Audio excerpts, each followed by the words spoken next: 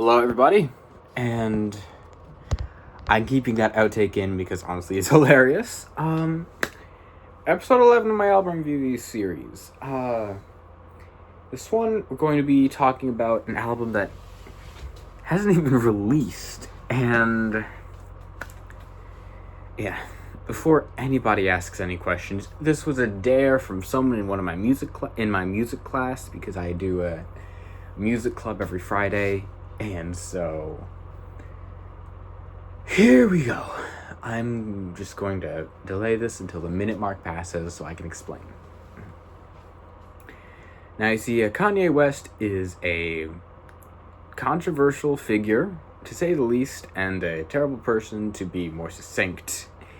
And that cannot be exemplified more in the album that is maybe coming out this year, even though it really shouldn't, and that album is titled Cuck.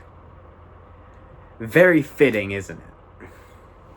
Now, he has been on a very strange streak in the past few months after his Twitter rant and then the Super Bowl advertisement, and he's released 3 tracks on this album so far, and I'm going to give a review on them. I didn't want to do this either. Starts out with World War III. Never thought I'd say that word on an album review channel. It is not good. It sounds like it's AI. It probably is AI. And if you look at the lyrics, talking about brainwashing the swastikas, and then just halfway through having an emotional breakdown, it's not fun, and I kind of feel bad that he ever started like this. I felt bad that this happened. I felt bad that he has to going, even if this is all just like a bipolar phase. I really wish he didn't do this. It's damaging, it's destroying to so many people, it's promoting these ideas to people who used to be his fans. It's just insane, crazy, terrible, destructive, wasteful, and it's not improving anybody. It's just chaotic. What else do I have to say? Like, I, as part of this dare, listened to some of his albums, his first 2.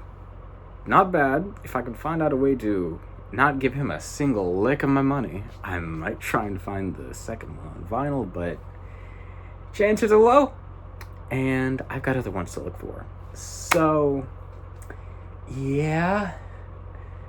Then his next song, the one everybody talked about, the one that everybody still talks about. Cousin. You know. Do I really have to get into this? This is a story I hope isn't true. If it is, it's criminal, it's disturbing, vile, sickening. I almost felt sick reading this. I almost felt sick seeing the album cover. I thought the cover to the Easy single was bad. Don't look that up, by the way. But this is just terrible. How do they let this stuff pass? I'm not even trying to be a prude. Like, I'm fine with Nevermind. I'm fine with, I don't know, that one Weekend EP, but this is disgusting. That's a fucking swan. Huh? And I don't even want to get into the lyrics, so let's move on to the third one, which I also can't say. Wow. Just going to say, out of everyone that I have known, out of all the musicians I have listened to, out of just terrifies me how this is just being accepted with open arms, how this is actually happening. I hate it. Just, And, by the way, I have a book which accurately predicted who he'd be 30 years before he even started like this way.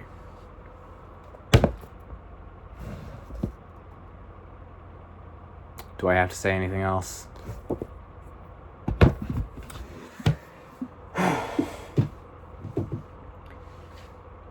I just feel bad for everybody that's having to experience being a fan and then realizing your person you're a fan of is spouting all this nonsense, this terrible stuff against everybody, even himself. Like Yeezus, that one album, that one had the track on it. You know the title, and they got famous on Life of Pablo. And I feel like out of nowhere, stopping in 2019 to make an album called Jesus is King, and then going on to make another one called Jesus is Saved with a whole new band, suddenly randomly turning to Christian ideals for something that you're not even going to stick with for longer than an album and a half. Dog whistle. It's a dog whistle, guys. And I don't really want to continue this video any further. I don't want you to listen to these. I had to, so you didn't have to. So, if you all could you like and subscribe and send over comments for recommendations of albums that aren't this terrible and depressing to listen to. Goodbye, and please don't end up like him.